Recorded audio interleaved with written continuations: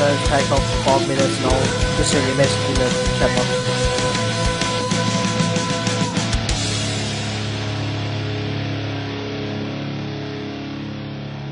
Hello everyone and welcome to round 9 of the iRacing Australian and New Zealand Grand Am Championship, of course sponsored by Track Racer SimRigs, a functional work of art, and the all-new V8s Online Superstore for all your sim needs.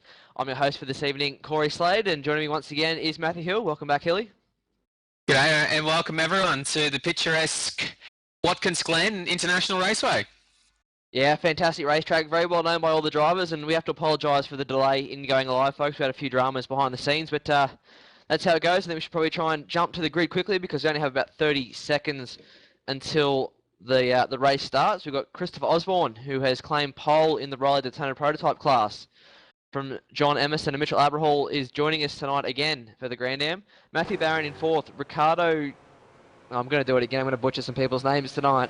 Ricardo Schiavon, I think it is, in P5. Cameron Todd in 6th, Steve Vayanus in 7th, Mark Ellis in 8th, Robert Hartley all the way down in P9, so an oh my god, I'm absolutely stuffing this up tonight. A nice qualifying position there for Robert Hartley. Fabio Gonzalez in 10th, Jason Mizzi in 11th, and Bernard Mangelsdorf joining us again tonight, rounds out the DP class in 12th. And moving on to the McLarens, we've got Frederick Follestad in first place for the McLarens, Craig Hunter in second, Nathan Aramenko in third place, Corey Osborne in fourth, Nathan Grouden in fifth, David Buddha in sixth, Warwick, is it back? I'm going to go with that. In seventh place, Desmond Hallen ninth, Andrew Wren in 10th, and Gunther Kraus in last place in the McLaren. One thing to note is there's a few guys that haven't actually set the lap time here, so it'll be interesting to see if those guys can work their way through the field. Yeah, a few guys might be trying to start from the back of the pack and work their way through, maybe avoiding some of the early race carnage. I do have to apologise there for my average grid run through before. It's all a bit rushed to get on here tonight. It's going to be a good one though, I think, around here, Hilly. It's 80 minutes around this track. It's probably one of the more easier tracks, I guess you could say. Everyone knows, everyone's done a million laps here. But it should be a good race. That's right. It's one of the most popular tracks on iRacing, on the iRacing service. Yeah, 80 minutes tonight. So we're normally used to the 50 minutes, so which is a long time in itself, but pretty much a sprint round for these DPs and McLarens. And the good thing about tonight, Corey, pit stops. Yeah, pit stops always good. It's something this series really does need in, I guess you could call it the sprint rounds. It's, you know, in the real life series, these guys run for 2 hours, 45 minutes, up to 6 hours, and it's a real shame that we don't have pit stops in the every day-to-day running of the series. But it should be good tonight. So it's always nice to have a little bit of extra strategy there with fuel and tyres. But now the guys have taken off from the grid. Yeah, it'd be interesting to see if the pit strategy does play a huge part in where people finish tonight. I believe that the guys in the DPs are pretty much going to have to run 2 full fuel tanks. So we'll see the guys run, maybe see if they pit with tyres or maybe not. And the McLarens, I think they need to add about half a tank, so strategy is probably going to play a huge part of the McLarens in the way they finish.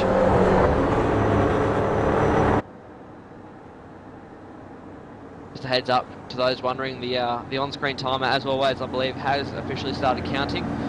But it's about 4-minute odd outlap around here, and the in-game timer won't actually start until the guys take the green flag. So we'll try and keep you up to date, as always, throughout the race on the correct timing of the event. The guys now come through the bus stop. Famous part of the racetrack, that one. Yeah, it's a love-hate part of the track, that's for sure. You can make up a lot of time or really mess up your lap, lose a couple of spots. Very easy to get an off-track there, and just put a couple of wheels on the grass and lose a bit of momentum. Now tonight we're actually running the boot layout, which you'll see the back half of the track goes through the wooded area. Call it boot because it looks like a boot, I suppose. It's got some nice corners, this extended layout. Although I must admit, I think 80 minutes around the shorter layout would have been absolute chaos. The Rileys can lap it in just over a minute, I think. So it would have been pretty crazy, but you know, it's got some good corners here, coming up here, uphill right-hander. That's always interesting. Run a sort of medium line through here along the patching on the road, and then the next corner you're going to have a sharp right-hander followed by one of my personal favourites is a big uphill left-hander. So it does, it does add some pretty good parts to the racetrack. I think the boot layout. Yeah, that's right. The Cup circuit, which the NASCAR's run, and we have run before in the V8s, doesn't really throw up that much of a chance for overtaking, whereas in the boot there adds at least 3 spots to overtake. So hopefully, as we saw in Sao Paulo, where we raced last week, there was a few good opportunities for overtaking, and hopefully this is going to fall in the same path.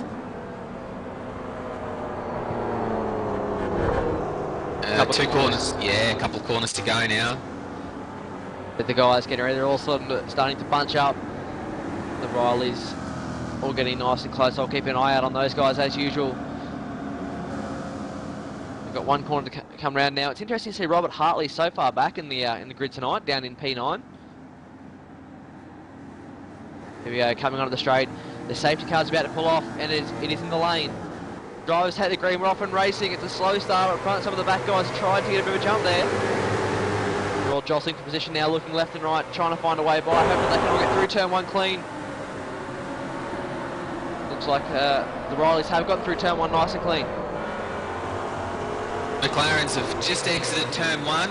Looks like we've got a clean start from both guys. Everyone holding position. We've got Frederick leading, followed by Craig Hunter, and then Aramenko in 3rd place. Look now, coming into the bus stop, we've got Mark Ellis and Cameron Todd side by side. Someone's actually missed it, shot straight ahead. That's Steve Ainus. He's missed the bus stop on the first lap. Cold tyres and brakes there. It's going to cost him. Oh, no, it was Jason Mizzy. Just misses him on the rejoin. Racing. Sorry, Corey. Going again. Sorry, mate. Right, it's a pretty little tame start from the McLarens. Everyone's sort of spaced out really nicely, giving each other plenty of respect. Looks like Steve Ainus might still have a slowdown penalty. Now it does get going before Frederick Follestad catches up to him though.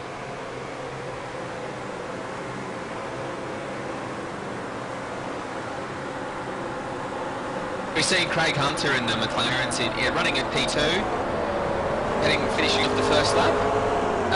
Very, very pacey guy. Really showed some speed and class in the last few races we've broadcast. And I believe he's actually won a couple of races already, so if he can give it to Frederick. Yeah, definitely one of the form guys in the McLaren at the moment in the Australia-New Zealand series. Got Matthew Barron now having a look up the inside of Mitchell Aberhall into turn 1. These guys had a good battle last week in Interlagos. So I think it was Mitchell who put in the tyres, unfortunately. Good thing about the DP here, it's flat going up this hill, so you can sort of tuck in the draft and try and pull out just before the bus stop, as you can see him just edging ever so closer to Aberhall there ahead of him.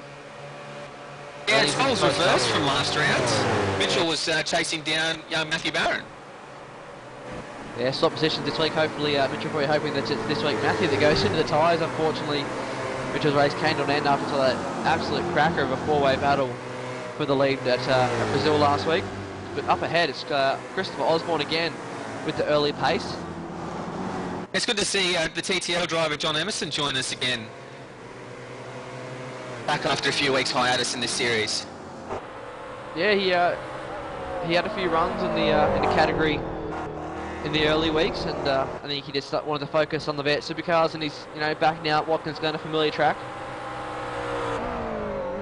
On screen now we've got Frederick Follestad. Really showing us the turn of speed. Built himself a nice little 1.5 second lead on the first lap, which is a great little buffer. Yeah, I have to say, Frederick's one of the guys that I really do rate when it comes to sports car racing. I've ran against him before in the Riley, and we've had some great battles, and he's so fast in this McLaren. I remember last season when Renz was running in the McLaren, Frederick was running the opposite series. The first part of this season, rather. Frederick was running in the Grand Am, and he's actually dominating it, as far as I'm aware. Oh, we've got a good battle on screen now. Corey Osborne putting lots of pressure on Aramenko.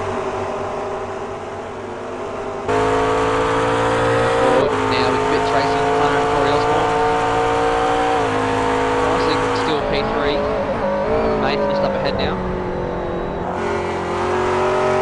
Corey having a bit of curve there. Bit of curve. Watch out, he's got Nathan Brown just behind him as well, so we're looking to make a move. Nathan really starting to show some speed over the last couple of weeks, he's getting faster and faster, so seat time proving valuable right now for Nathan on this McLaren. Yeah, a lot of like most cars, I mean, it does take a fair bit of time to find your rhythm, find your little groove, I suppose, work out what sort of pace you are and build on it from there. Yeah, Christopher Osborne running very wide there. Emerson had a look, but Osborne got the better run off the corner now. John's starting to put the pressure though on the Bits Racing Riley. Got a replay, looks like John went in nice and deep. Try to show his nose as Osborne ran wide. Back for live pitches now. They come back on the Cup circuit. Yeah, these two corners are probably my favourite on the circuit. Oh! Now this last corner is a lot of fun if you get it right. You slide out to that wall and just hope you don't hit it. Yeah, I know. But yeah, looks like Chris made a bit of a mistake there coming through the last corner, grabbed a bit too much of the curb and really drifting out wide. Puts a couple of black marks down on the bitumen. Matthew Barron now running a little bit wide back in turn one. He's got off the back of Mitchell at the moment. He's got John Emerson's got a big run here on Christopher Osborne in the draft. He looks at the inside going into the bus stop. He's going to have a crack. Slide by side through his scary. Oh, good work, boys, to keep that one clean. Emerson with a bit of grass there to avoid that one. Sorry, Hilly. Yeah, right, mate. It takes a bit of bit of give and take from both drivers to get a move done there. That's for sure. We saw a couple of guys in the Bates when we ran here make it coming together there at the bus stop. Got Mengelsdorf now trying to pass his teammate actually in the McLaren. Bernard Mengelsdorf started from the pit lane, so working his way through the McLaren traffic, and he just got in there ahead of Nathan Aromenko, and he's actually run off the racetrack now through the grass, so bit of a mistake there for Mengelsdorf.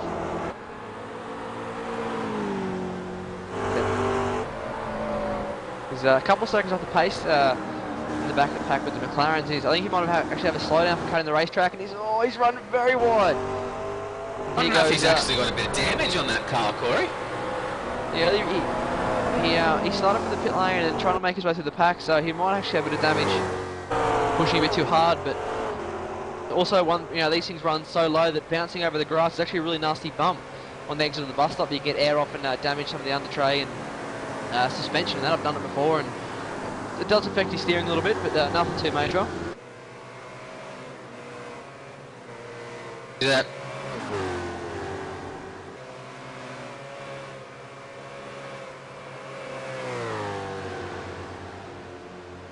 Got Ricardo Shire on, I think it is.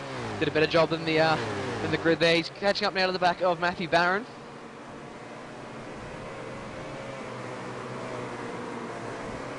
Cameron Todd doing a good job there in 6th place, just ahead of Mark Ellis.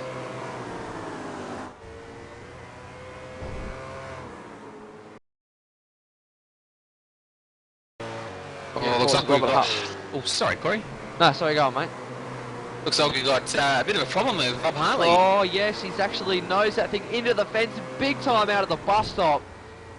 Too much curb on the entry, got it sideways, clipped the curb again on the exit, and just, that's it. Nose it in, ripped the whole front nose cone off that car, and that'll be day done, unfortunately, for Hartley. Yeah, race over, unfortunately, for Rob Hartley. I mean, these guys put a lot of effort in, a lot of practice in. Got a car off that looks like, I think it was Ricardo off in the sand there.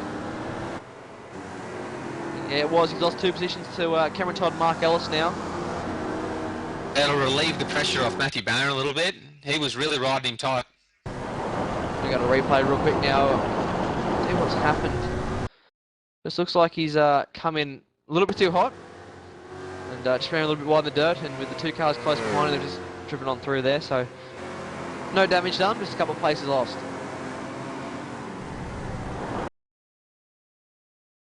One thing to notice here, Corey, is on the grid we had Emerson almost half a second off Christopher Osborne's pace in the prototypes. But yet, he seems to be able to keep looking. It must be that draft having a huge influence on how John's able to keep up with Christopher. Sorry. Yeah, I know when I used to run in the role in the Grand Am series, you could be half a second faster than someone in qualifying and in the race. Unless they made a mistake, it was so hard to pull away because that draft is so big going up the hill. You need to be mighty quick for the boot section. Now, you know, John's no slouch. He's a very fast steerer, so I mean, that's always in his advantage. But one thing that Christopher will be hoping is that he can just make one mistake there. John can make one mistake and maybe just break the draft going up the hill, because I know that iRacing have actually given these cars, or the Hulk Sim rather, a lot more of a draft effect. Yeah, we've really noticed it sort of ramp up, haven't we, in the last couple of seasons? I mean, especially at the longer circuits like Daytona, that we have quite a long section with bank curves. Draft played a huge factor on if you can get with the faster driver in front. So maybe John's getting a bit of a free toe from Christopher. Yeah, we look here now, coming to the back half of the circuit. John just falls off the back of Osborne, but just can make it all back up in the first part of the lap. So it'll be frustrating for Christopher, but John will be absolutely loving it at the moment. He's got a bit of a gap now on John, so we'll see if John does actually reel him in through the fast S's. Yeah, that last lap, John lost half a second, so not sure if it was a mistake. Andrew Rand and David Butter back into McLaren fast, going out at the moment. Andrew Rand's been caught in a few really good battles in the last couple of weeks. Always manages to find some action. Yeah, that's it. One of the things it doesn't matter whether you're first or fifth or 10th. There's always good battles in the Grand Am series. So these two cars are fantastic to drive, very easy to drive as well. So it's great to see all kinds of guys we don't really get to see or mention during the Monday night V8 Supercars get out there and show their stuff in the Grand Am series. And Andrew's, as you said, been caught up in a few good battles and really showing his ability over the last few weeks.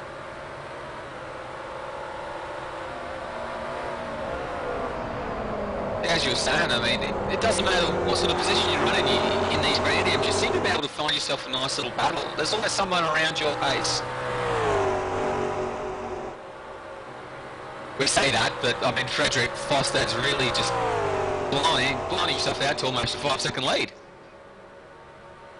Yeah, I think that when you got a guy with that much talent and ability, though, it's always going to be hard to keep up with him. He's definitely one of the fastest guys in iRacing in this McLaren.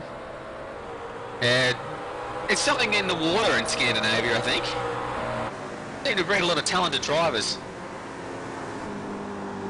Mitchell Aberhall now starting to get reeled back in by Matthew Barron.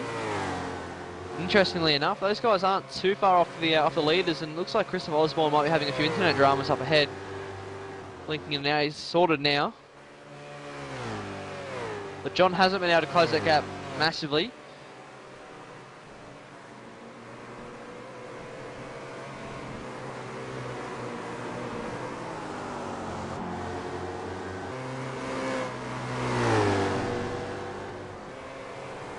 We do have a in-car mic hooked up there with John Emerson. Might see if we can go grab a row with him later in the race. Maybe not just now, as he's locked in battle for the lead.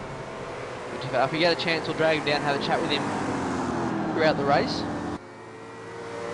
We've got Matthew Barron all over the back of Mitch Aberhall now. And for first and second as well, we've got John has actually caught Christopher Osborne, put a lot of pressure on him now as well. Yeah, what Mitchell and Matthew will be hoping for is that John and Christopher get into a big battle there, and maybe pass each other and just hold each other up enough so they can just close in and get that draft again. Probably important for Matthew Barron and Mitch Aberhall to maybe just keep line astern, work together and catch these front two and make it a four-way battle for the lead. Yeah, they've got a nice gap back to Cameron Todd, so they can afford to maybe not go hard at each other and try and catch the front two.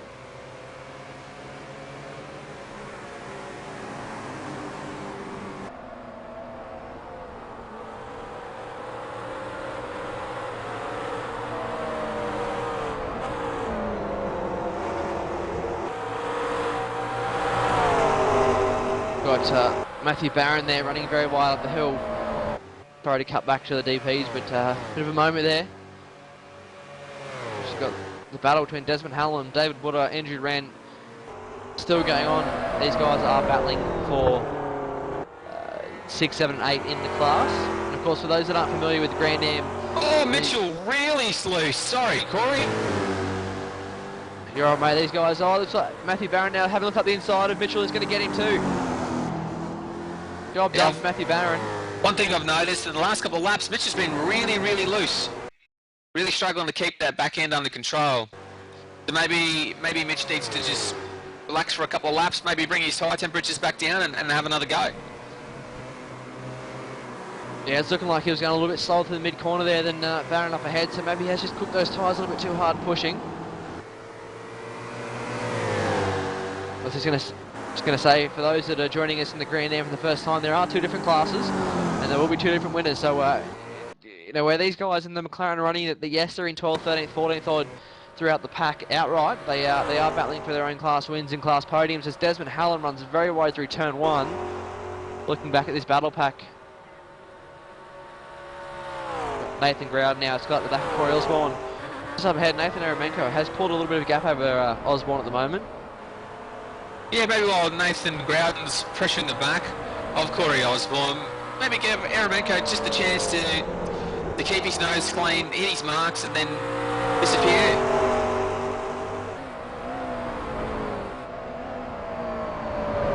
Look at now the Riley leaders. Oh, sorry, Corey. Frederick Falstad's in the wall. The leader of the McLarens in the wall. Big damage on the right-hand side. Where's he done that? He's done that. Going to try and get a replay. Looks like he's done it through the bus stop. Just skipped over the curbs and trying to go back through the replay now and find it through the bus stop. He's done exactly what Rob Hartley did in the DP. Yeah, thankfully for Frederick though, he had it side on, and it's going to damage the car, but hasn't put him out of the race. Just, that is a heavy contact there, the left-hand side of Frederick Folstad's McLaren through the bus stop. Yeah. He's lost the spot to Craig Hunter. He's really struggling. It'll be interesting to see if he peels in the pits this lap through. Yeah, he's coming in. Straight in there. This could be a huge moment for Craig Hunter now to be beating a guy like Frederick Folstad. I know he made a mistake, but still, to go out there and say that you've beaten him in the McLaren is going to be a stellar effort if he can keep it up. That's right. It's the old adage, isn't it? It's to finish first you must finish.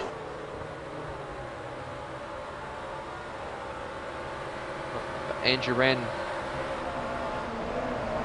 These guys have to watch out in a minute because it looks like the Royal leaders are starting to catch up to the back of them, and John Emerson is now on the back of Osborne again. It's all going to get very interesting now.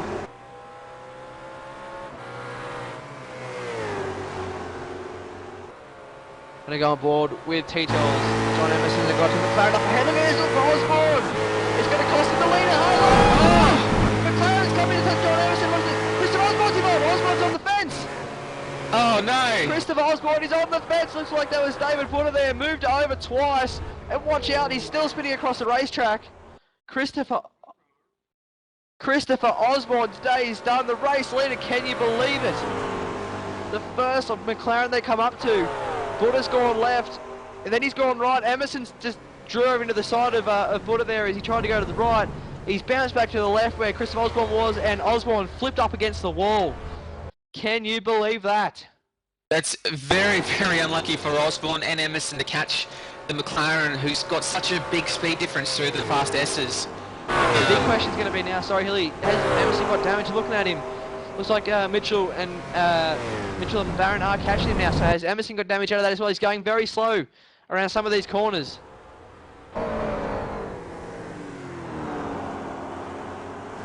He's struggling at the moment too. You can see those guys are really catching him. Yeah, one thing we didn't notice is Mitch Abrahall has got past Matthew Barron. Maybe a stake from young Barron. And Emerson's in the lane, so Emerson comes down the lane. He has big damage to that TTL Riley there. Mitch Abrahall will take the lead, and he has got McLaren ahead of him now. He needs to try and clear these guys before the S's. If he can do so, that he'll hold up Matthew Barron up there because it's going to be a very hard place to pass. Oh, let's hope it doesn't end like last lap. Here we go. He's only going to get past one of them, so it's going to get very interesting going up the hill. Looks like that was Warwick there letting him all go. And Abrol's on the brakes up the hill. Watch for Barron now to have a big run. Oh, Desmond Hallam goes to the left. He's going to have to go like a chicane down the straight. These McLaren guys at the moment not making it easy like we saw last week for the Riley drivers.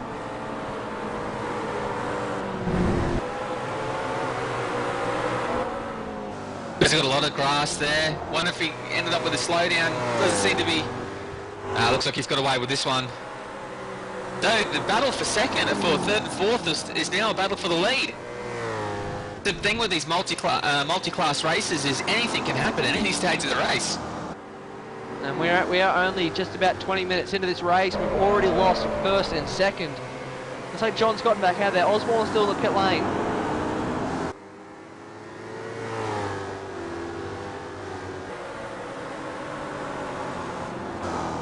We're going to try and use the in-car mic now and see if we can get hold of John Emerson. John! G'day, g'day. Mate, very unlucky. Yeah. First McLaren we come across, mate. Tell us what happened.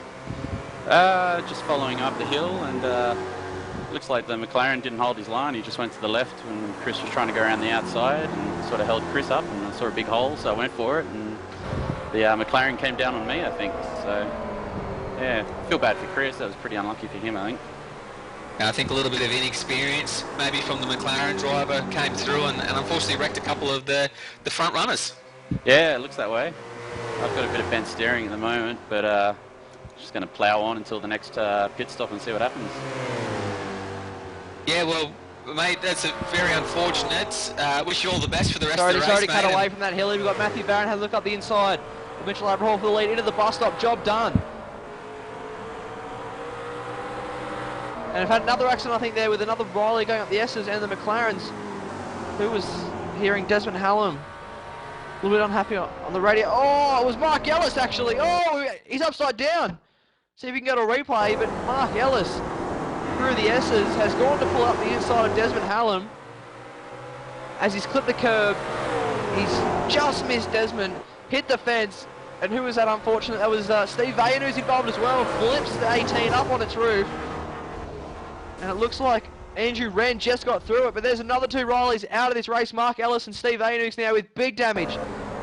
Steve's pulled it over, so it's interesting tonight. The two classes aren't playing too well together. We saw some fantastic stuff last week. Everyone's showing a bit of respect, but now everyone's out there fighting for every little millimetre they can this week. Yeah, such a thing. I mean, it's one line through those fast S's, and it can really play havoc. I mean, you can see on screen the speed difference between the McLaren and the DP. And if you don't get the respect from the other classes, then it's going to end in tears every time, which we've seen. Yeah, it's been a couple of big accidents. We've got some big names with big damage out of this race. Robert Hartley was the first out. Christopher Osborne's now a lap down, our former race leader. John Emerson was in second, who we just heard got steering damage. Steve Vayanus is also out of this race. Mark Ellis is on his roof, so he'll also be out of the race. But some of the big contenders are falling. This is working out perfect for Dynamic Sim Sports Barron and Lazy Man Racing's Abrahall. Craig Hunter at the moment now leads the McLaren class after Frederick Follested, who I believe is still in the pit lane. He is, and he's now 3 laps down, so Craig Hunter doing a solid job out there at the moment. He's managed to keep the front of his McLaren nice and clean, kept out of trouble. I mean, we've barely spoken about Craig so far in this race, and yeah, built himself a nice lead. Out to 5 seconds now, 5.5 seconds. Yeah, he's the last McLaren now to be lapped. As you said, we've got the rider leaders coming up on him now.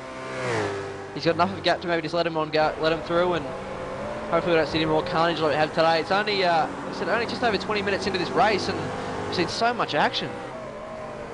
Oh. There we go, looking back in the back of the other Australian McLaren now. Look at how fast that Riley will close up on the back of the McLaren here. Yeah, you'll see a really good speed difference through these two corners because it's such a high-speed corner that the prototype was so loose. There goes one, here comes the other one. Getting a good view of that Lazy Man Racing prototype. Yeah, good respect there from Craig Hunter. Mitch very appreciative of that, I bet. And last time by the leaders did tick over at 23 minutes, so still a long way to go. We'd almost be approaching the halfway mark, but of course it is a longer race tonight. Yeah, I'm actually really excited and can't wait for the pit stops. As we've seen so much carnage, it'd be nice to make it to the pit stops, I think. So still sitting in the pit lane is Mark Ellis, who was on his roof a little bit ago, and Frederick Follishead still now in the pit lane, so big damage. Yeah, Car definitely number not going to plan for those guys, that's for sure.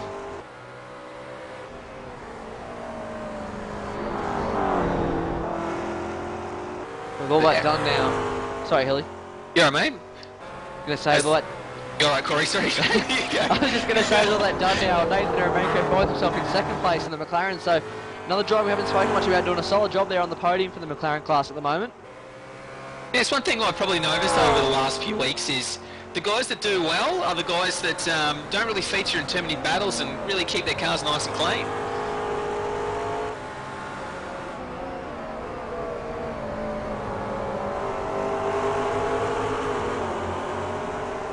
Nathan Grouden and Corey Osborne still in battle. They've been battling from the start. Now these guys are fighting over the final podium position now, so they found themselves a few spots after a bit of drama from some of the other blokes in the race. Nathan's really impressed me. His speed of late has really been improving from when we first saw him to now. Yeah, he's come along leaps and bounds, really starting to catch those front runners. I mean, he is battling for a third in class. And doing nothing silly either. I mean, you don't see him sticking it up the inside, grabbing too much curb. He's running nice and smooth. The interesting thing is going to be with John Emerson, who has made his pit stop. Has he got enough fuel now to get home, or is he going to have to make a second one where these guys in the Riley will only have to make one? Interesting to watch as the race unfolds.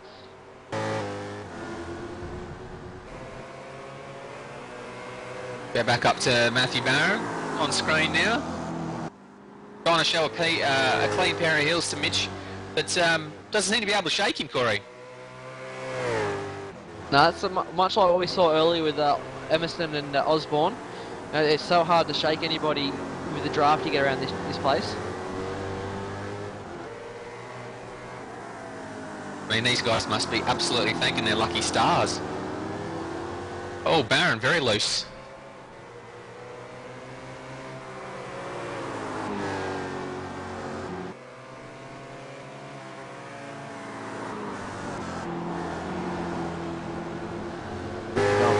Unfortunately, we'll have a haul around this beautiful racetrack as he chases down Matthew Barron up ahead.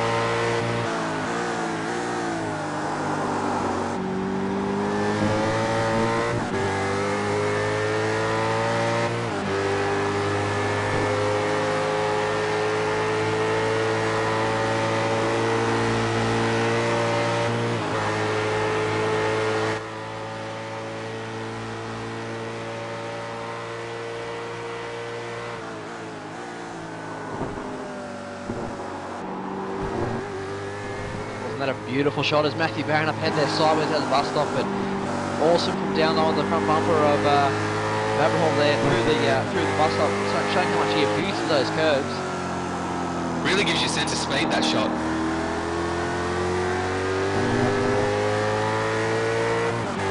Last time by, these two basically matched times, 1 minute 40.2. Looking back at John Emerson, his last lap was a 1 minute 41.4, so he's struggling with heavy fuel and obviously the damage also.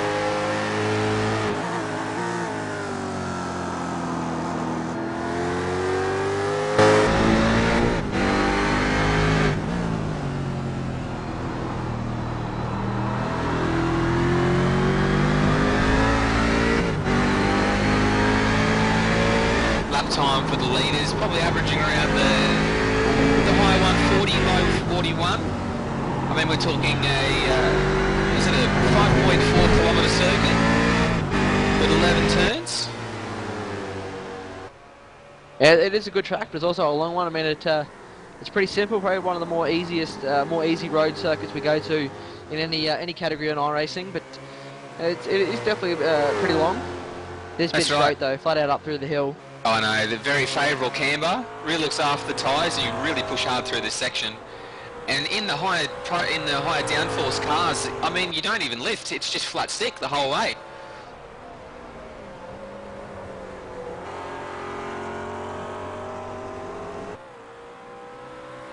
Move on Craig to Hunter. Craig Hunter, yeah.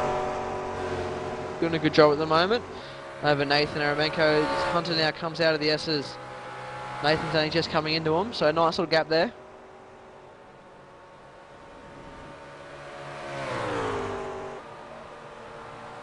Yeah, we've seen excellent pace from Craig over the last few weeks, and good to see Aramenko as well with a really good showing as well, running second place in class. Frederick Follerstedt has now rejoined the racetrack, 7 laps down, currently in 21st overall and in 10th in class. Yeah, still got huge damage on the side of that car. Yeah, that was a big hit to the left-hand side of the car on the tyres. As we are starting to approach the halfway mark, this time by the driver should take over at about 30 minutes rather, so getting closer to the halfway mark, so pit stop surely just around the corner. Yeah, don't seem to see too much tyre wear on these cars, on the prototypes, which is why I'm sort of thinking maybe tyre strategy may not be actually required in this race at all. You may be able to push the whole distance without burning the tyres out. But it's interesting to see though if the guys that do change tyres have a distinct advantage in the back half of the race.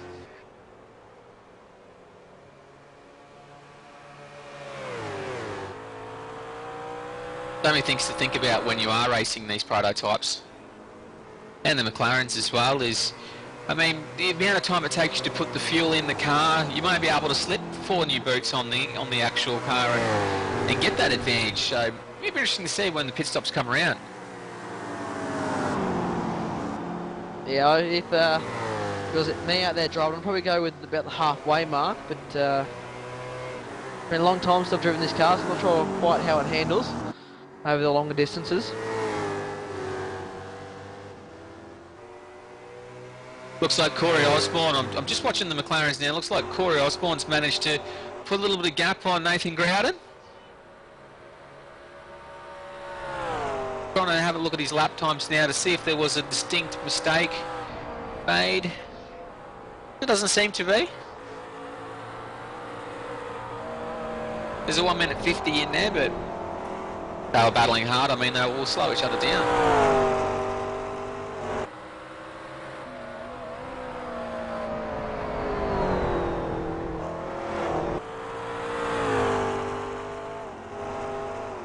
Speaking of fuel, when we go into the pit stop, the McLaren actually has an adjustable setting in the engine where you can control the amount of fuel going into the cylinders.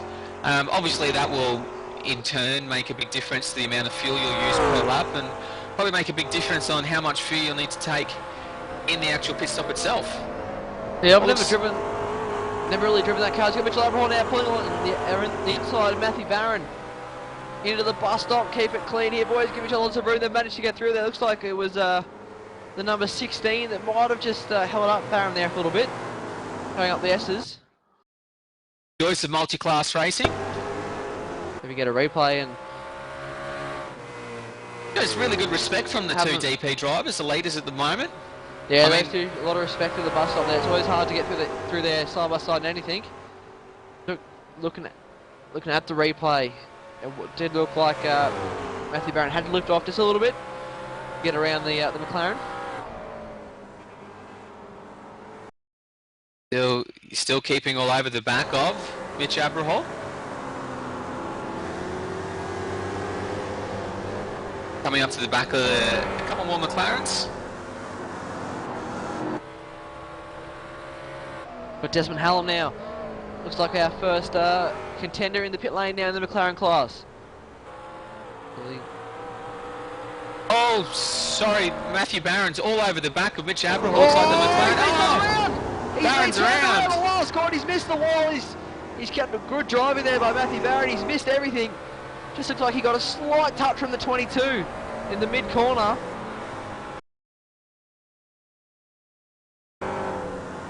he was hugely lucky there not to hit any of the walls when he was going around. Yeah, we're just seeing in the in-game chat now that Matt Barron seems to think it was his fault and probably turned down on the McLaren, didn't give enough room, and thus resulted in the spin. I don't think there'll be any damage with the McLaren or the DP. Maybe just a little bit of cosmetic damage. Yeah, it was only a very light touch at light speeds. It looked like it was on the behind the rear wheel there on the little bit of a mudguard, I guess you could call it. It's so hopefully nothing too major. He has lost a bit of time now though to Abrahall, which might be hard to peg back. Be interesting to see across the line this time round how much time he actually did lose. Did actually take out of there on that lap.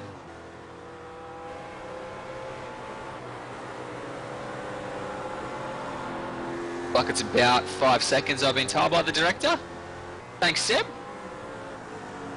Yeah, he's got all the fancy gadgets to give him the live telemetry there. Also comes in handy on hot laps, so you can see who we can go and put the Mozzies on during their qualifying laps on Monday nights.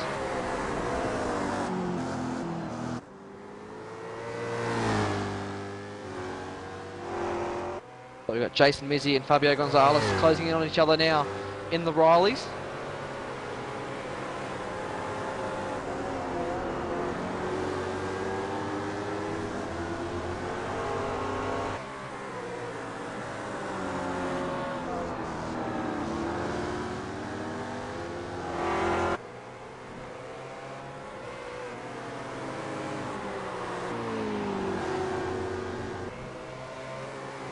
Yeah, gap's down to about 2 seconds.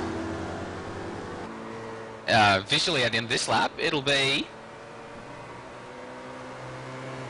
Oh, very, very close now, only 0.6 of a second.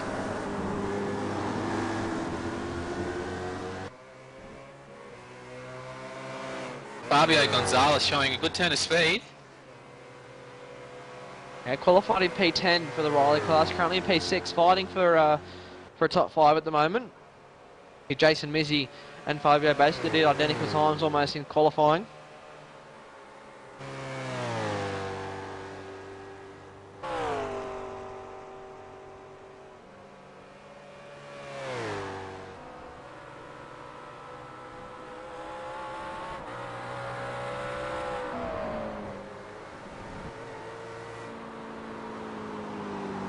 But John Emerson. And a bit of a moment there. Oh, he's in the fence, Emerson! Bouncing off the fence, coming into the boot section of the racetrack, and he's pulled over. Oh, and he's actually driven it into another fence. Looks like that'll be day done for the TTL racer there.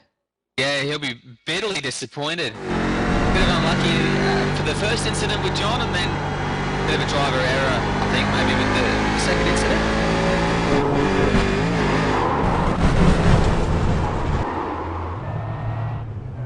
Yeah, heading into the boot section, clipped the grass. Yeah, pancaked the wall, big damage. Race over for Emerson. So that all but makes it a battle of two up the front between Mitchell Abrahall and Matthew Barron now. Actually, we've got Matthew Barron in the pit lane, so first of the leaders now. Actually, has he disappeared? He has. Looking, has he had a moment actually? I can't see him anywhere. Oh, he's in the fence! He's put it in the fence into turn 1. Matthew Barron has put it into the fence big time out of turn 1, kept the foot into it, got it sideways, and just head first into the fence at 140 kilometres an hour. Pull the whole front nose cone off that cart. Oh, look at now, he's stuck in that fence. He's not going anywhere. Yeah, that'll be day done. So they are absolutely falling over at the moment. These top drivers.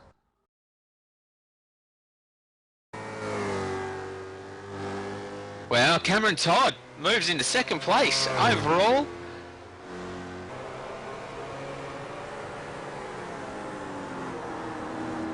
Cameron Todd qualified in 6th place, now in 2nd. They're doing a good job out there at the moment. I'll tell you what, I can't believe it. We've had the likes of Christopher Osborne, Steve Andrews, Mark Ellis, Robert Hartley, John Emerson, Matthew Barron now. The Riley drivers are absolutely falling over like flies. And we're not even at halfway mark. It's a battle of the fittest, I'm afraid. It doesn't look like that the fastest will get to the flag. It's that old saying again. It's popped its rearing its head up again.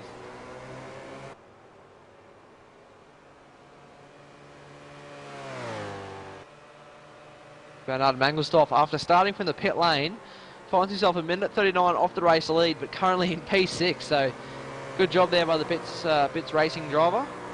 Well, as we've seen in the race so far, anything could happen.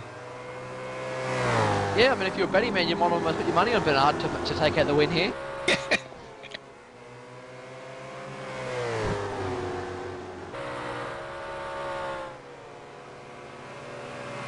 They're on to Gonzalez. Oh, yeah. Sorry, Corey. So it looks like Jason Missy might be a little bit slower. And here goes Fabio Gonzalez now into the inside of the bus stop. And Missy actually wrecked a lot earlier than I expected there. Yeah, Jason Mizzy. Sorry, Corey. Jason Mizzy gives him plenty of space. Really gets into the throttle early. A lot of respect there.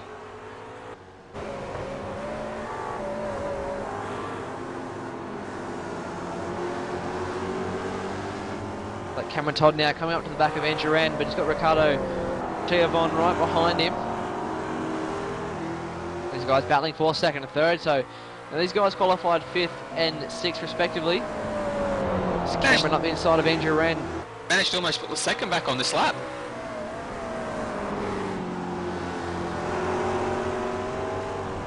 So Mitchell Aberhall now comes down the pit lane. He's absolutely laughing at the moment. Had a 12-second lead.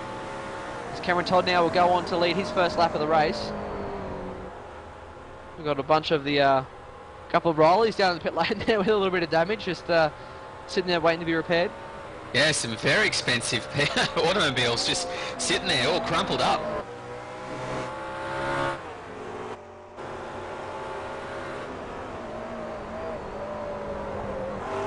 Aberhall now leaves the lane. Looking at Craig Hunter, the McLaren leader at the moment, doing a good job.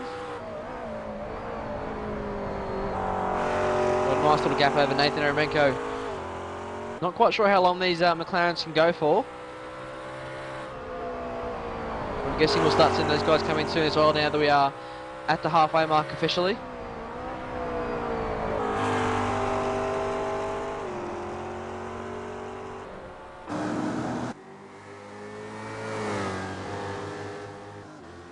We've got Ricardo all over the back of Cameron Todd still. Good battle for third place overall.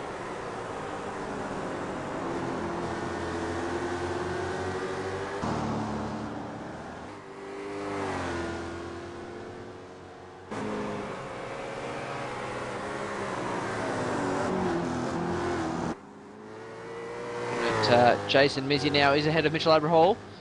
It is pole position, so Jason can run the defensive line here, or the alternate line rather, to maybe cover and hold up Mitchell a little bit. Although it's he's still going to make his pit stop, so it might not be worth risking it.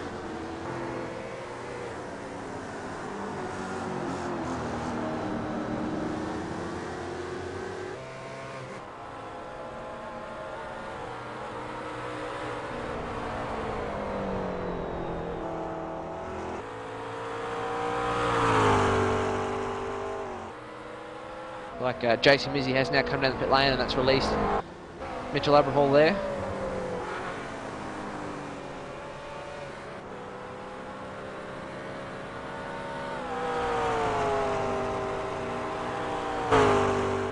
I don't think it would have taken long, unfortunately, for Mitch to get past Mizzy.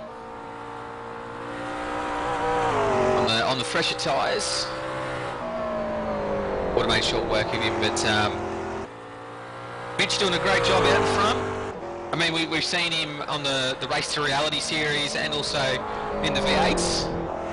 Very competent driver, great steerer.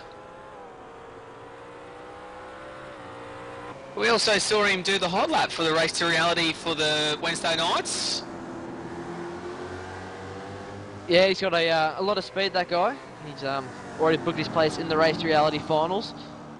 Currently out there. Will be the leader of the race once it cleanses. It's like got Cameron Todd actually gives up the lead there. Yeah. sure what's happened. He's might have had a slowdown by the way he's pulled over and let him go. Not sure. He's in the pit lane now, so I'm not sure what's happened there. Yeah, I don't know how far these DP guys can push it on fuel, so maybe fuel was a bit of a concern. He's now in the lane, so that gives Ricardo Chivon Ivon rather. Some of these European names, to tell you what, we find a way to butcher them pretty well here, Hilly. And, but he's now got the race lead.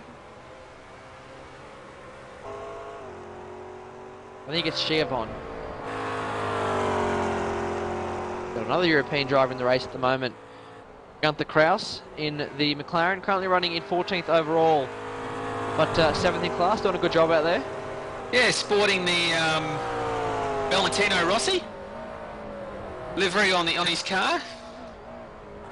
The prominent number 46. If you watch MotoGP, you'll know all about Valentino Rossi. The bright colours on that McLaren really standing out.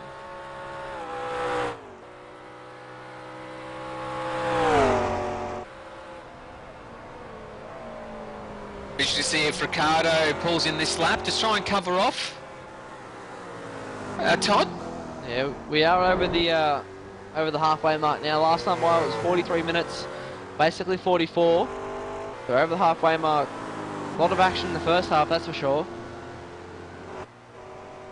Yeah, if it goes along the same lines, we'll barely have any cars left by the end of the race. And Ricardo does come in, so he's going to try and cover Todd there. But with that drama that Cameron did have, I'd be very surprised if Ricardo can't jump out back ahead of him. This time through, it looks like...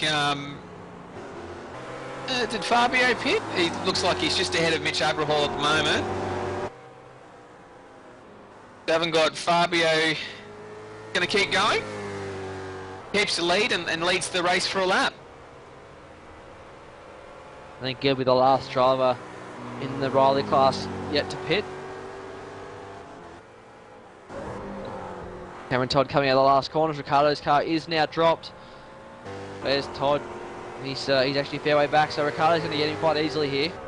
Ricardo now out of the lane, about to come up the S's, so a bit of a gain there, I think, for Ricardo.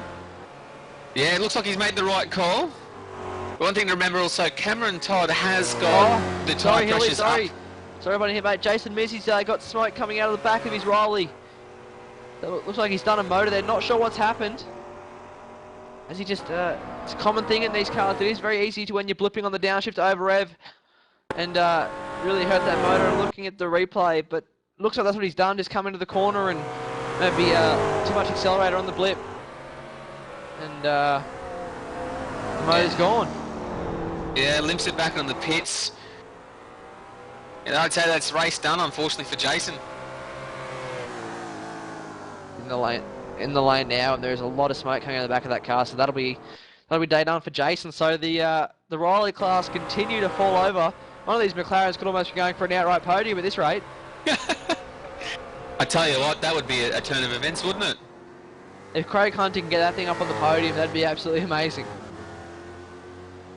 I tell you what, he'd probably deserve it as well. The way he's been driving is clean, professional. Really hitting his lines, making sure he reaches those apex, and keeping the car off the wall is a big thing at the moment at this track by the looks of it.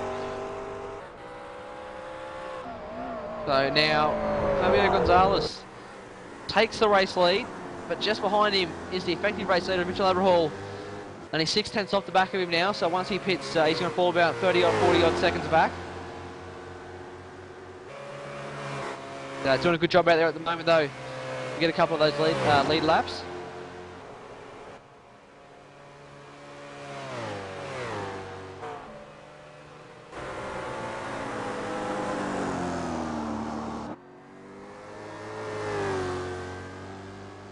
Got Mitch Abrahall in P2. Overall, has caught the back of Fabio, who's yet to pit. Mitch, I think, is going to give him a bit of space. Then just wait for Fabio to pit rather than putting it up the inside, maybe somewhere where he shouldn't. Let's have a quick look at the timing charts. Looks like our pole setter, Christopher Osborne, currently in 20th, is back out there at 15 laps down. Yeah, a lot of damage on that that race car after that huge accident coming out of the S's. Obviously, with the crash with John Emerson was involved in, and also the last place McLaren.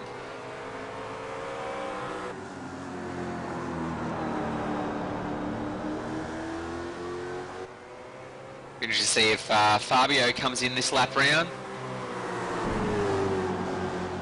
Well, Fabio using all the curbs. Fabio's keep on track. He's going to let Mitch go though.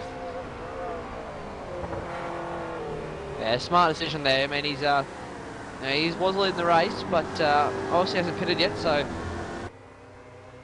I mean, he's done more than I have, that's for sure. I mean, I can't say that I've led a lap in these cars, that's for sure. So, yeah, he's done a good drive so far. So when are we going to see you out there, Mr. Matthew Hill? Obviously, you've got a lot of speed in the V8 supercar. You ever think you'll jump in behind the wheel of one of these Grand Am cars, or what? Oh, mate, I think I'm enjoying the commentary too much. Yeah, it's a lot of fun. I think I'd be a major cause of a lot of these shenanigans that have gone on tonight as well. I don't seem to have a good feel for these cars. I seem to struggle in them a bit, but geez, they look like great fun to race.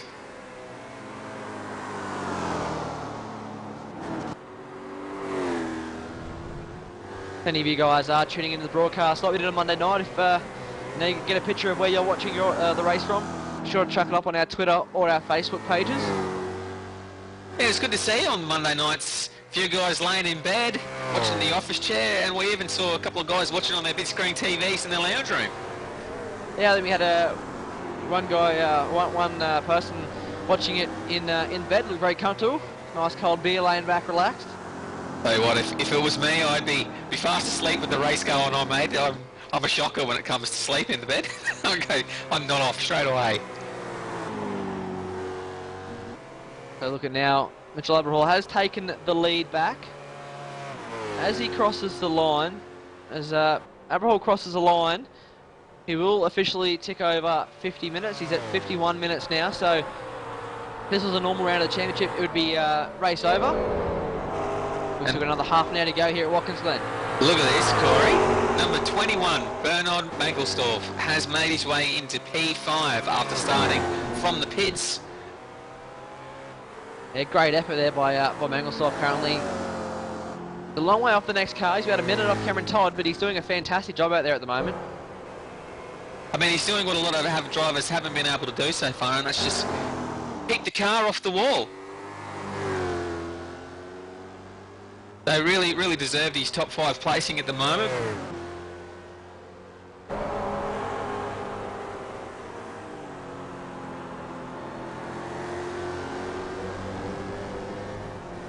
Bit of action going on Facebook, I believe. We've got Lazy Man Racing posting a picture up of Mitch Aberhall in first place. Very proud of Mitch Aberhall, Lazy Man. Yeah, he's a good little steerer. I mean, we've seen when he has the time to put into the V8 supercar, he's got a lot of pace. Yeah, I've had a couple of really good battles with Mitch Aberhall. Clean driver, very fast.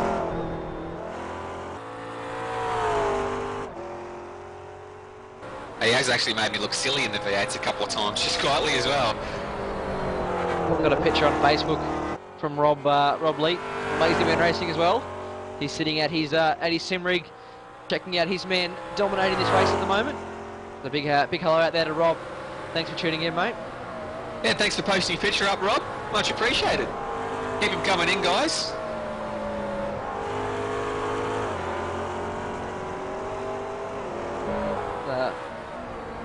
The track, just thought everyone sort of spread out a little bit now. We have seen quite a bit of carnage in the early parts. We can have a quick look at the order in the Riley class. Mitchell Aberhall is leading the race 3 seconds over Fabio Gonzalez, but who is obviously yet to pit.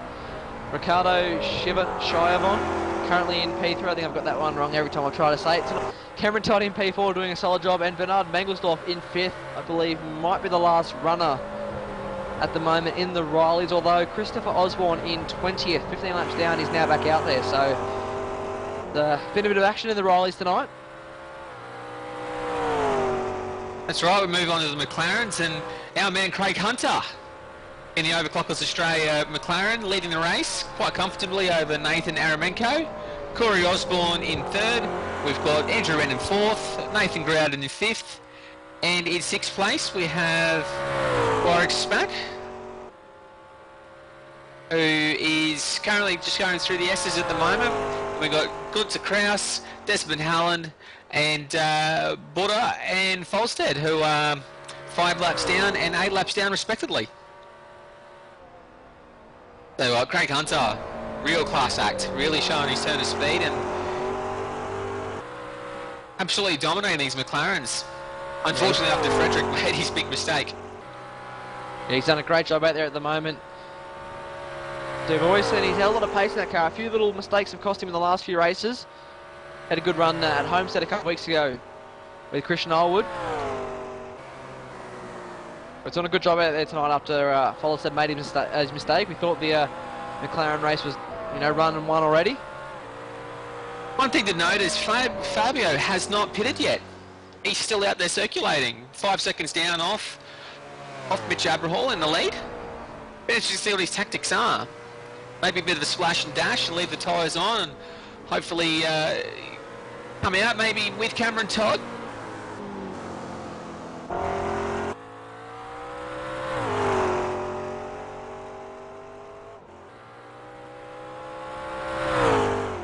But we've got a couple of the McLarens still out there yet to pit in. Jaren actually is now currently in the lane.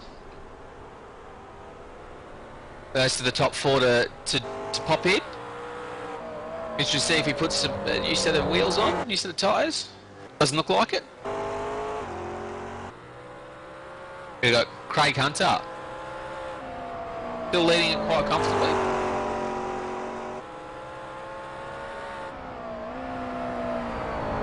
Might be a good chance to let everyone know about next week's round of the Grand Am Series. We head to Barber Motorsports Park, I believe, and so I'm actually really looking forward to that one. I tell you, I've never actually turned a lap at Barber. I believe it's quite an interesting and exciting lap. It is an absolutely fantastic facility out there. It's in my top 2 or 3 tracks on iRacing, definitely after Virginia. Obviously, they're my favourite, but yeah, Barber's right up there. It is an absolute fabulous racetrack. Really looking forward to seeing how these guys go next week. Well, I'm absolutely chomping at the bit to get to Barber Motorsport Park and see these top-level drivers really show their stuff. I think there'll be a bit more patience maybe in the next round. Yeah, it's a little bit tighter and a little bit slower in a lot of the corners around Barber, so these guys are going to take a little bit more care than they have this week. But tell you what, it has provided some absolute crazy racing in the opening laps here tonight. Yeah, I don't think I took a breath for the first 4 or 5 laps. So much excitement going on. And of course, next week we will go back to the 50-minute format that we're accustomed to in this championship. I'm just going through now to double check, but I believe Daytona and this race tonight were our only 2 80-minute races. After Barber, we head to Suzuka and then Road Atlanta, all 50-minute events.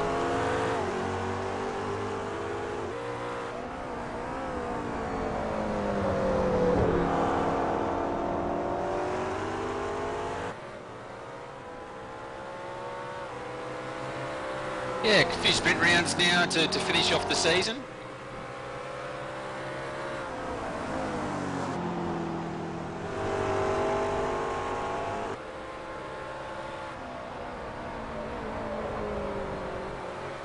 Getting word through on some of the repair times. Trying to make out who that was. It was Matthew Barron actually saying he's got 17 minutes of repairs. About 5.5 to go. Or maybe he might be able to get back out there and have another crack. That was probably the hardest I've ever seen the prototype hit the wall there. I'm actually surprised it's only 17 seconds. 17 minutes, sorry.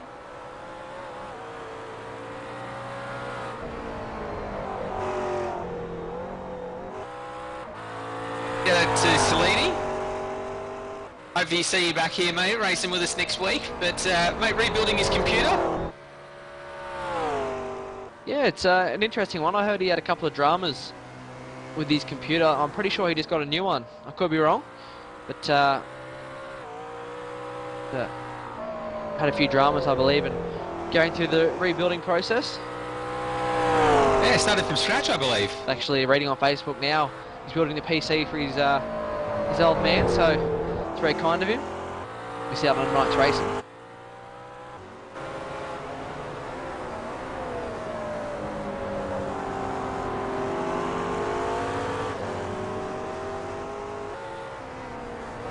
Desmond Hallam. Yeah, a bit of a moment there from Des. Looking at who that was. Like it was Ricardo trying to get past the Powerbomb Racing McLaren. The leader of the McLarens in the pit lane now. Craig Hunter's made his move. Dived in. A long pit stretch here. Interesting to see if Nathan Eremenko comes in. He does. So maybe those McLarens have now hit their mark on fuel, because second place also in the lane. Corey Osborne yet to pit also, I believe. So if he comes in this time, oh, I know he stays out. So Osborne doing good on the field at the moment. He will take the lead in the McLaren class. Yeah, it's always nice to feel like you're leading a lap though, so he will very much enjoy this lap, I'm sure.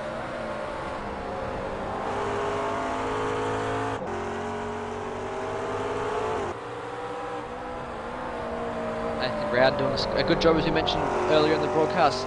Really starting to show a lot of speed in this thing. And currently running in P4 in McLaren class. Good to see the regulars, such as Groudon, get rewarded for his practice and for his efforts.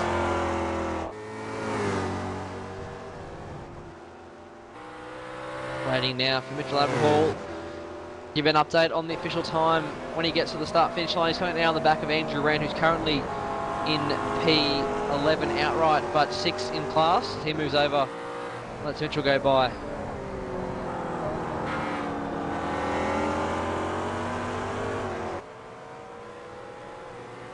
Yeah, just coming through now, my favourite part of the track. Last 2 turns. Real sense of achievement when you get these ones right, that's for sure. This last corner can be a real pain though. You got to watch out for that wall, because it comes up a lot closer than you, a lot quicker rather than you think. As he comes to the line, official timer is at 1 hour and 1 minute. So we are an 80-minute race, of course. But 1 hour 20 minutes. This one.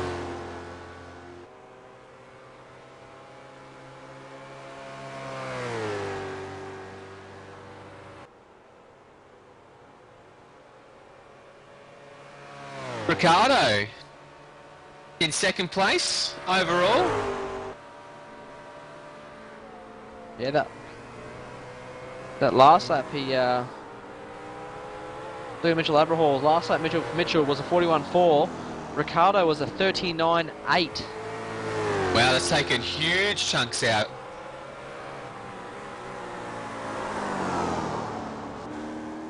We're hearing from our director that he's only about 3 seconds behind on this lap, so looks like he might be continuing to close that margin. Really looking like he's pushing it at the moment. Maybe Mitchell might take a little bit too much fuel, a little bit of inexperience in this car possibly.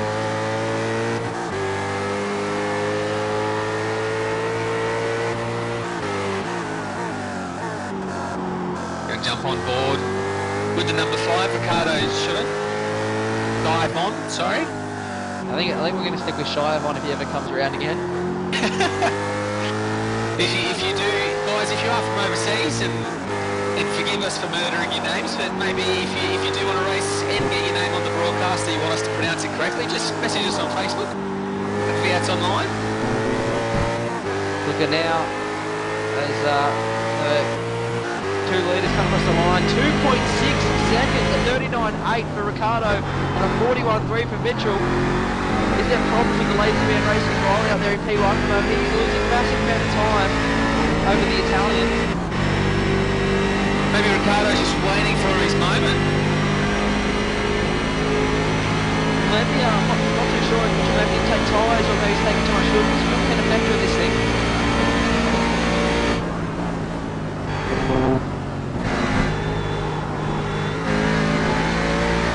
Yeah, all that extra weight.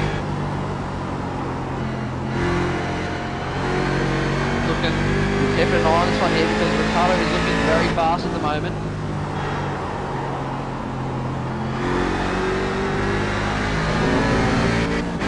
On board now with Ricardo.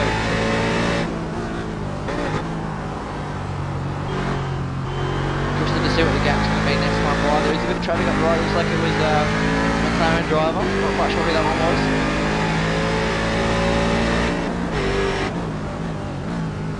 Here we got Warwick just in front of Mitch Abrahall.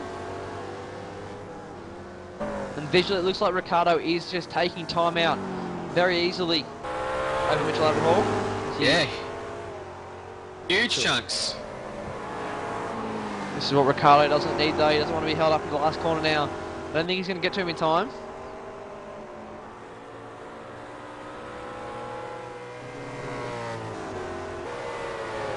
If he's lucky, he'll get him into turn 1. The official gap that time by from 2.6 seconds down to 2.1. 39.9 that lap for Ricardo. And a 40.4 for Mitchell Abrahall. So Ricardo continuing to pull time out of Mitchell at the moment.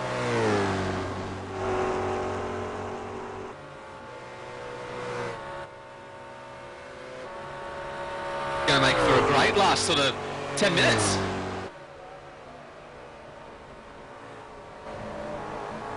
Last time by, an hour and 4 minutes and 30 seconds.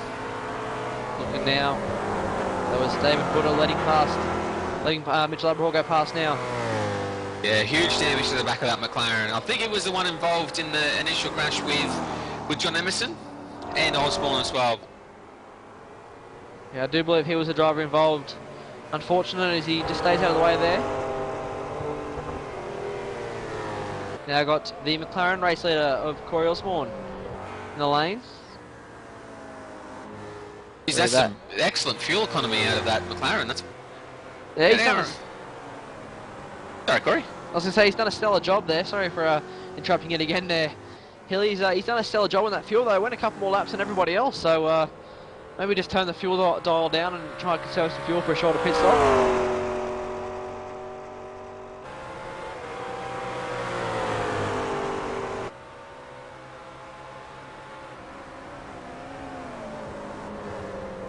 Hearing reports that Dynamic Sim Sports Matthew Barron now back out on track. I can say that, how's this for an interesting fact?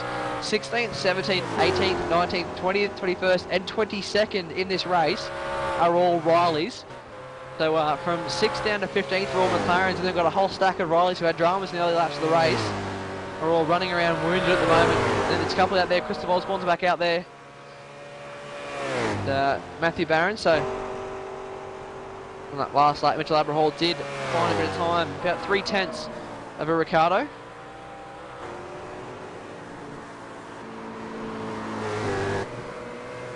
Yeah, you can start to see now Mitchell Abrahall's Lazyman Racing Daytona prototype really starting to get a bit loose, really starting to see him make the extra effort through the corners to try and gain a bit of time. On shy of on. And now Mitchell coming up to the back of Frederick Follestad, who is back out on track, currently last in the McLaren class, something he's going to be very unused to.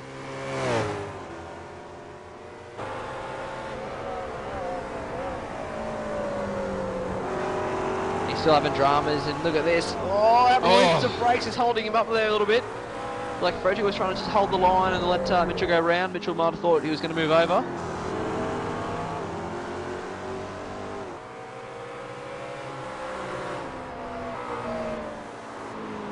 Ricardo might catch him in an awkward position here in the last corner.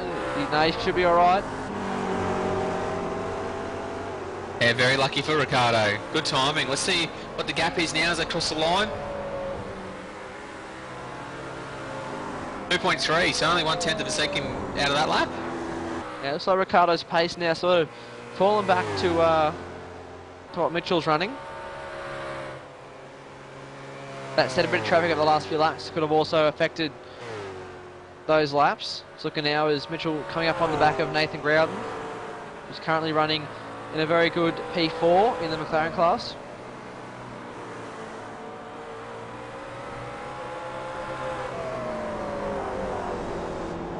An awkward spot. Oh, Mitchell on the brakes. He gets very close to the back of the McLaren there.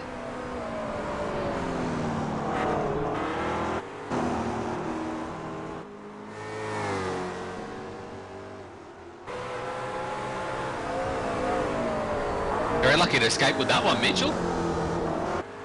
Ricardo Schreiber behind him now. Going to get him at another good spot. This is looking like it's a little bit closer this time by. Still not obviously close enough to make a move, but Ricardo looking like he's closing the gap still.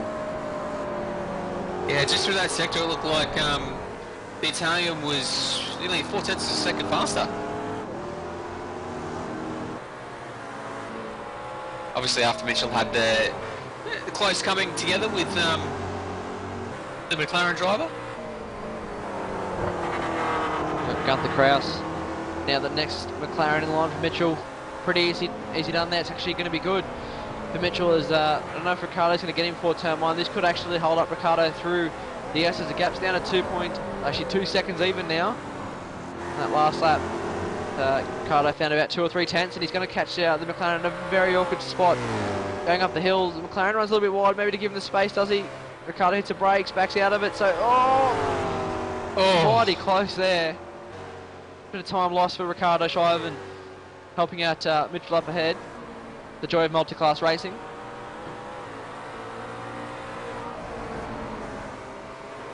Yeah, it's through those S's. I mean, you have to be so careful and so patient with if you are in a prototype, you do come up behind the McLaren, because realistically there is only one line through there. The last time by, the drivers had basically hit a minute 10, so we've got about 10 minutes to go on this race.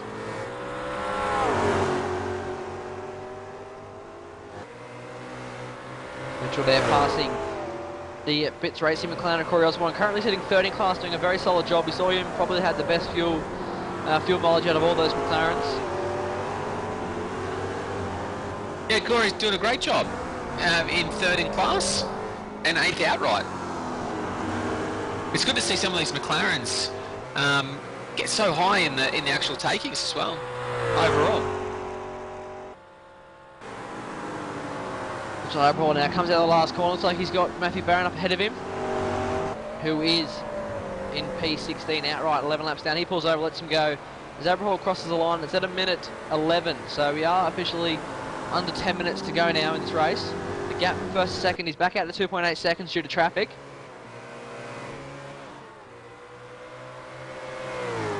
Yeah, Ricardo then with a 1:41.1. 0.8 of a second slower than Abraham on that lap.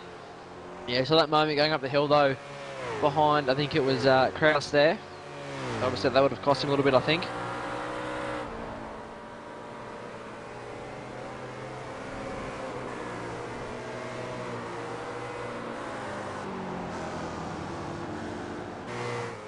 The pictures continue to come in.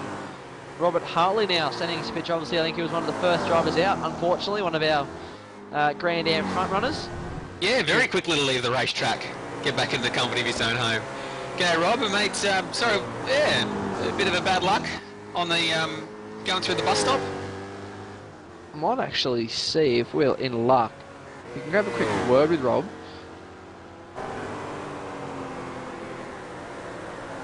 We come to a close in this race. Yeah, Rob was one of the first guys out of the race early on. Unfortunately, he nosed into the wall at the bus stop.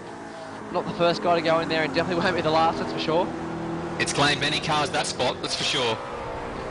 To do have Mr. Hartley on the line. Rob, unfortunate, mate, early in that race to go out so early. Ran out of time. That's a tricky section of circuit there, that bus stop chicane. What actually happened, mate? Combination of course set up, yeah, the aforementioned lack of talent. Yeah, long day. So come out of that end and come out of that bus stop there and lost the tail end and couldn't recover it. Happened a few times in practice, but not that fatally. So we saw you down the order a bit. Sorry, Hilly. Yeah, Corey. Sorry, mate. I was going to say, Rob, we saw you down the order a little bit in qualifying, mate. Was that just due to lack of practice, or just couldn't get a handle on the car this week?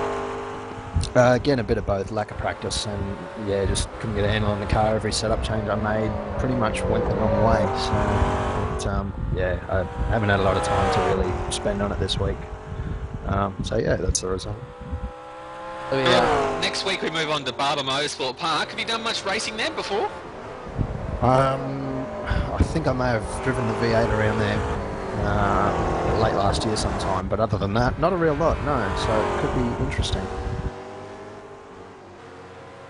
Yeah, it's a fantastic track. I think the Riley really does drive around there very nice. I remember doing a few races a few years ago.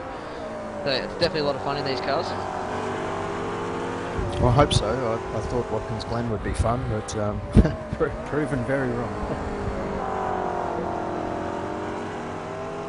It's been a very high crash, I suppose, crashing rate in this class. We've seen a lot of the previous races at Sao Paulo and Daytona, where there was a lot of respect given and between the two different classes, but not tonight.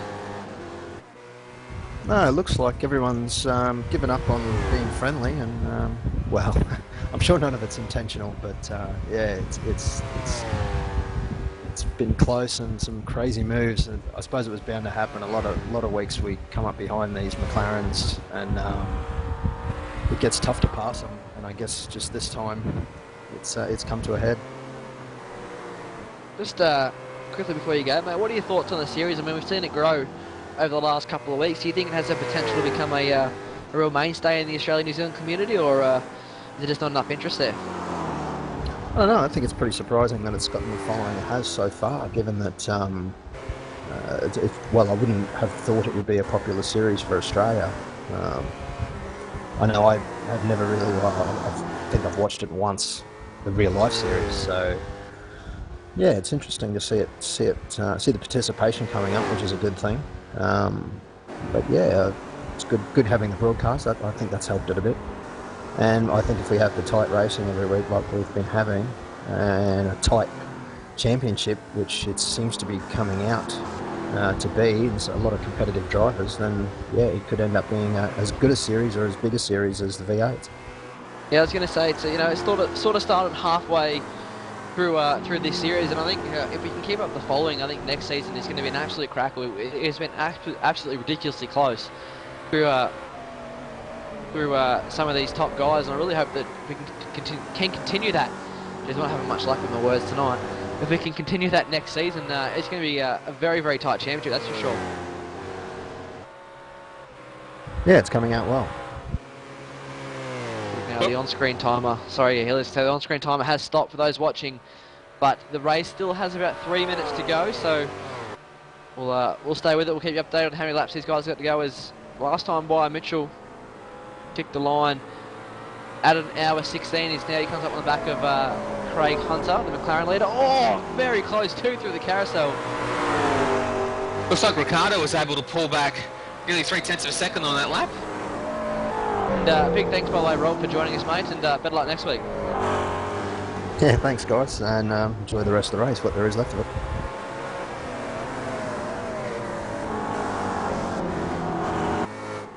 Big thank you to Rob for joining us in the commentary box and giving us a bit of insight into how his race went and what he thinks of the series. So thanks very much, Rob. Yeah, it's always nice to see some of these drivers come in and say their thoughts. And I'll tell you what, he nailed it on the head though. If we can keep this kind of following, I think next season's championship is going to be an absolute cracker. When we start with a clean slate, we sort of started this thing halfway through, and the interest has been growing. And next season, I think we're in for a tighter championship than what we've seen in the V8 Supercars. I tell you what, have a look at the placings now, first and second in the prototypes, visually down to a very, very close margin, and as they cross the line now, there's 2.5 seconds last time by 1.1 seconds the gap in the final moments of this race. A 39.8 for Ricardo, plays a 41.2. Mitchell Admiral's Ricardo, sorry, he's a lot of road there. We're probably looking at about 2 laps to go. And I must say, for those that haven't seen much or any of the real life Grand Am series, it is a championship you must check out. It has some of the best racing I've ever seen. It's one of my personal favourites, if not my favourite real life racing series. So I definitely recommend checking it out if you ever get the chance, because it's just as good as this. As Ricciardo now using a lot of curb through the bus stop. Hopefully didn't get a cut track there. He'd be very lucky to get away with that one. He's pushing on, so all looks well. He can just close the gap up enough and get the draft going up the hill. He might be in with a shot. You can see how hard he's pushing now. The car's getting quite loose. And he's doing a lot of wheel work inside that cockpit. But Mitchell Aberhall running very wide and sideways. Really pushing hard. These guys have been racing for 1 hour and 17 minutes. Yeah, this is a very long race. It's longer than not only is it longer than the normal championship rounds in this series, it's also longer than the V8 Supercar stuff we normally do as well. So this is a long time for these guys. It looks like Desmond Hallam there, big moment with Aberhall and Hallam. Almost contact. Cut the nose off. That's a very game move from Mitchell. Oh, Desmond doesn't know where to go. Looks like Ricciardo lost a bit of time there. Both drivers looking left, looking right, looking left. As I think this will be the beginning of the last lap. It should be. The official margin is 1.3 seconds, so a bit of time lost there in the last corner for Ricciardo. A 40.3 for Aberhall, plays at 40.6 for Ricciardo as he runs wide again out of the first corner now up the hill. He's not close enough to get that draft, and he's going to need an almighty lap now to try and catch up to Mitchell. Just having a look now ahead of him. Probably the only person they may catch will be Andrew Wren in the McLaren. But it looks like they may get away with it. So hopefully a clean battle right to the finish. Ricciardo, very nice line through the bus stop then.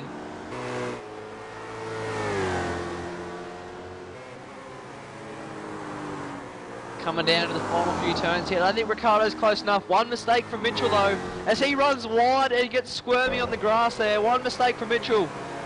Could see Ricciardo do a Bradbury and take the win.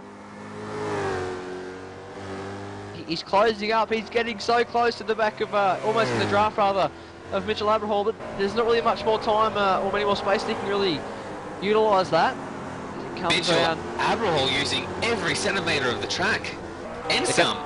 Coming out of the boot now for the final time. Rejoining the Cup circuit. They've got 2 corners to run. They've got Andrew Wren just up the road.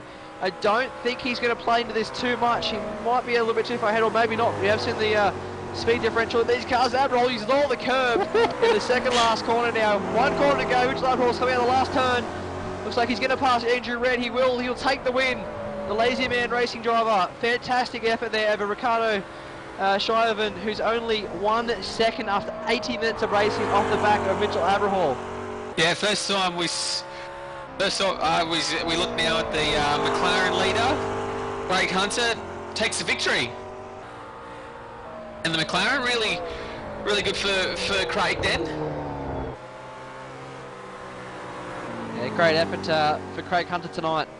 As we look at now for the final podium go to Cameron Todd, we spoke about him a bit earlier. Fantastic effort, 36 seconds off the lead, but taking third, just had to stay out of trouble. So all those big guys fall over in the beginning of the race. Solid effort there to come home in P3. Nathan Aramenko taking 2nd place in the McLaren. And Corey Osborne's got 2 corners to go. And then he will take 3rd place in the McLarens. Running a bit wide there in the last corner. Give yourself plenty of room.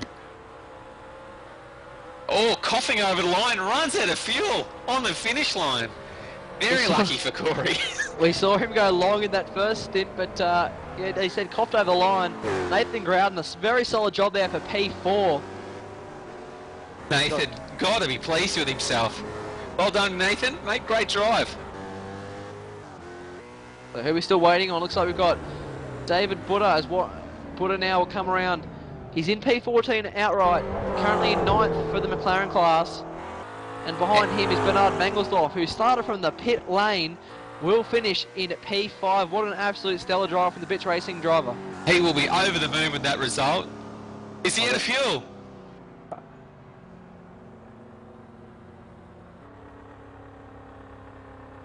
So rather than do the cool down lap, I think he's going to head straight for the pit lane after and finish this race in pit lane as he crosses the line now.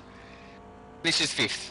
Wow, can you believe it? That racing at the end was absolutely amazing. 1 second after 80 minutes, Ricardo was just coming at him. Couldn't get close enough. I reckon another lap or two and he would have been right there. But we saw some of the best racing we've seen in this series tonight, that's for sure, Hilly. Oh, mate, I tell you what, most fun you can have watching this race, apart from being actually in the cockpit itself. So a big well done to Mitch Abrahall taking out the win from Ricardo. Chauvin in second place and Cameron Todd in third. Mate, that was super exciting. Yeah, one of the best races I think we've broadcasted here. And gonna have a quick look at the grid now. Mitchell Abrahall, as we said, took the win in the Riley class over Ricardo Chauvin. Only 1 second from, and then Cameron Todd 38 seconds back in P3. A solid drive there. Fabio Gonzalez, a minute 21 off the lead, but P4. Bernard Mengelsdorf in 5th after starting from the pit lane, so a solid drive. And then the tale of incidents really started to come on here. Matthew Barron in 6th, 15 laps down. Christopher Osborne in 7th, 15 laps down. Jason Mizzi, who blew up a motor, 21 laps down, gets 8th. John Emerson, who we saw put it in the fence twice actually, 27 laps down in P9. Mark Ellis, who I think was the first guy we've seen on their roof in this series, so you know that's a good one there for Mark. He's in P10. Steve Vaughan, who's in 11th, 36 laps down, and Robert Hartley was our first retirement of the race, 43 laps down. Move on to see the results of the McLarens. We got Craig Hunter with a dominant win. Nathan Naramenko showing strong result, finished second. Corey Osborne solid in third. Nathan Grouded, a really good finish for him, and I bet he'll be over the moon. In fourth place, we got Warwick Spack in fifth. A very quiet little result there, top 5 for Warwick. Very happy with his performance, I suppose. Andrew Rennan in 6th, Desmond Hallett in 7th, Gunter Kraus in P8, 4 laps down, and then we had David Butter 6 laps down, and Frederick Folstead, the pole sitter, with a big mistake in the bus stops, rounds out the McLarens in P10, 15 laps down. What a race. I'm just sitting back now. That was absolutely fantastic, and it's got me so pumped for next week at Barber Motorsport Park. Such a different racetrack, but I think this series is just coming on in leaps and bounds. The action, you know, the competitiveness of the championship is just really starting to come on, and I tell you what, we're in for big things next season, I think.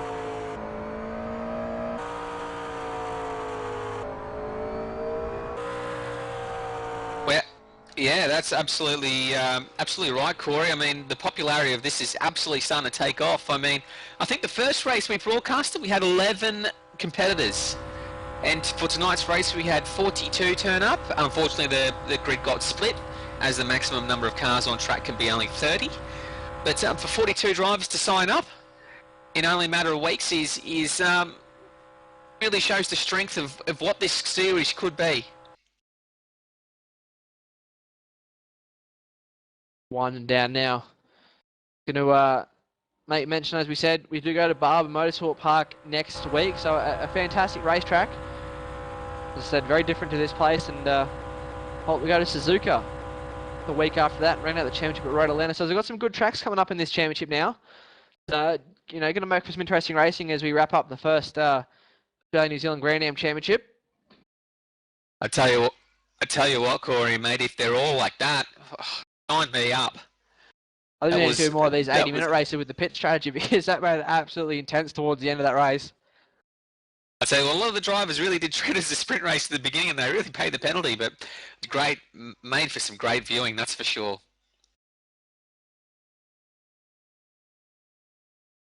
For those that you know, want to get some more action of the racing, check out our YouTube channel.